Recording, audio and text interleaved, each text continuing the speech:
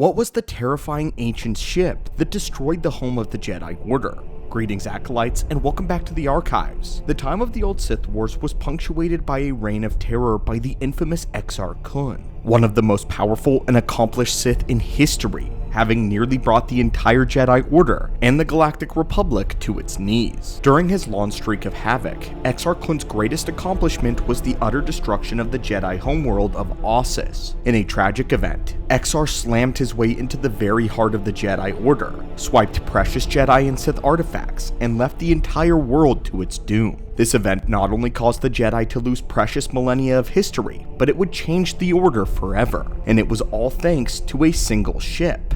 The ship of Naga Sadow, a ship so powerful that it could channel Sith magic to rend power from stars. So let's open one of the only surviving holocrons from this era and talk about the ship that caused one of the Jedi Order's greatest tragedies. In our archives, we are known for putting Naga Sadow as one of the most unimpressive Sith Lords in history. During the Great Hyperspace War, he really fumbled the ball in his attack on the Republic, and it would cost him not only his victory in the war, but the entire Sith Empire, which had been happily existing in its golden age at that point. Having said that, we can't deny that Naga Sadow was revolutionary in the realm of Sith magic. Few other Sith Lords of the Sith history even come close to the advancements made by Naga Sadow in the study of sorcery, and one of his most shocking achievements was that of his own battleship, the Corsair. Instead of a large control board of buttons and hollows, the vessel would be controlled and piloted by a massive array of crystals on the bridge. But the weaponry of this vessel is what made it truly dangerous. They were not turbo lasers, but by channeling one's magic through the crystals, a Sith could cause the Corsair to absorb the energy of entire stars, feeding the power of the ship and unleashing it through the weapon system. We wouldn't actually get to see the true power of the ship until much later, when it was unearthed by Exar Kun on Yavin 4. It had been the very same capital ship that Naga Sadow had used in his final battle in order to escape the Republic and go into exile.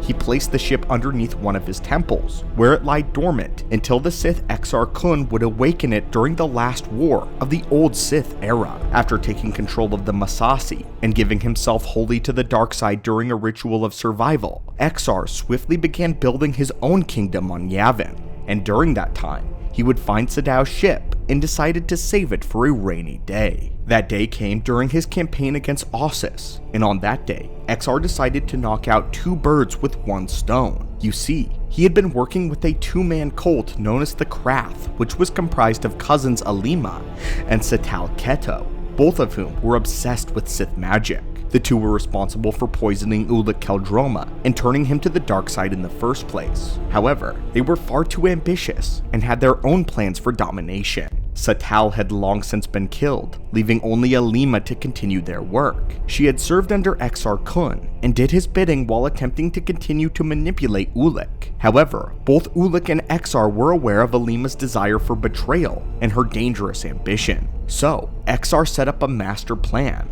While he and Ulic, the Sith, and the Mandalorians would go on to infiltrate Ossus, Alima would take control of the Corsair and use it to distract and obliterate the Jedi Starfighter Navy. She would do this by using the power of the Kron Cluster, a tight system of stars which was located near Ossus. However, what Alima did not know was that the stars in the Kron Cluster were highly unstable. Exar Kun, of course, did know this, having been a Jedi who grew up on the world of Ossus. Alima, though, none the wiser, and believing that she had been given a great honor, took to this mission without hesitation, eager to use the power of the ship as her own. She would then take it onto the Kron Cluster and lie in wait for the Jedi as instructed. Soon, the Jedi Starfighter force engaged with the ship as expected, and Alima drew the power of the Kron Cluster and completely annihilated the fleet of defenseless Jedi fighters. But now the already unstable stars were beginning to implode from their core and began to go supernova. Meanwhile, Exar knew that they were all on a timer, and he made sure that his invasion of Ossus was a quick one. Having launched a surprise attack, the Jedi were caught completely off guard and were left utterly vulnerable to the Sith Mandalorian assault. You see, Ossus was not a protected location. There were no defenses there to speak of other than Jedi and a small fleet of starfighters. It was home to a great library and was meant to be a place of study.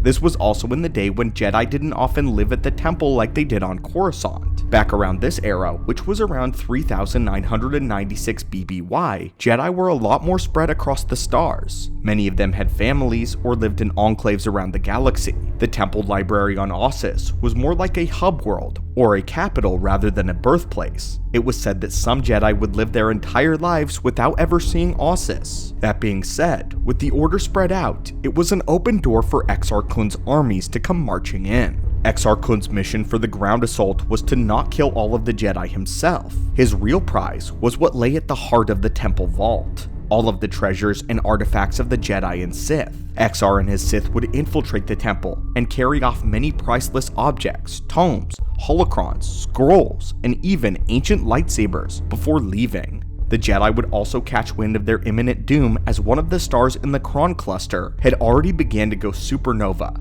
and the heat wave was on its way to Ossus. Oh, and by the way, Alima and the Corsair had already been totally vaporized by this point, as they had been right in the blast radius of the initial detonation. Exar Kun had masterfully taken out 3 of his rivals in one fell swoop: Alima, the Starfighter Force, and the entire Jedi homeworld of Ossus and the Library. This struck a crippling blow to the morale of the Jedi and the Republic, and the Jedi would only manage to get so much of their artifacts and knowledge off of the world's surface before Ossus was completely scorched by the heat wave of the star. This event would shape the entire way the Jedi Order operated for 1,000 years to follow, and after this, the Jedi Temple, which had once been open to the galactic public, would close its doors permanently, and the Jedi would become reclusive within it. No longer was it popular for Jedi to spread out amongst the stars. No longer would they have their own lives and their own families. Now, the Jedi were forced to live in the main temple to keep all of them together. Tens of thousands of years of precious Jedi knowledge had been completely lost in the devastation. Tens of thousands of years.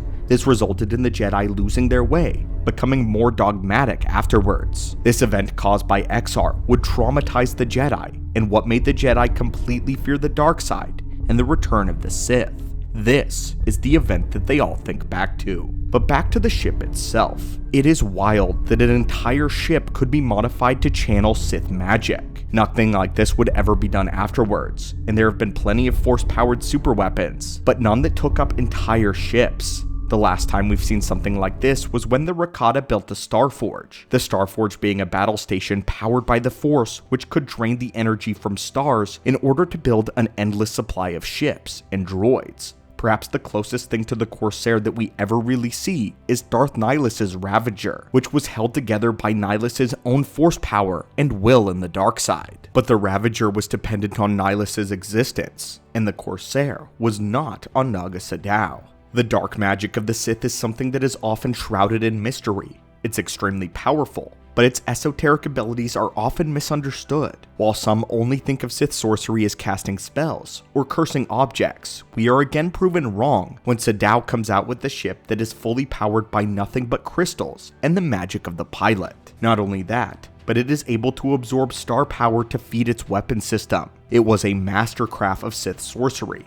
and one that Exar Kun unfortunately saw fit to sacrifice in the service of his plan. Though the question remains, why did the Sith never make or use something like this again? Surely there are plenty of mad scientists and sorcerers, or even just plain Sith warlords who would want to harness this kind of insane power. This would have been a game changer in the Great Galactic War. It's a difficult answer, but I think it can be chalked up to one of a few reasons. The first one being that the knowledge of how to do it died with Naga Sadow. The unfortunate truth for Jedi and Sith is that many teachings, force abilities, and now ship designs are simply lost to time. We believe that following the destruction of Ossus, the ship schematics were hunted down and completely destroyed by the Jedi, and for good reason. To be able to channel magic throughout an entire ship doesn't seem like an easy feat that could be accomplished with a little trial and error.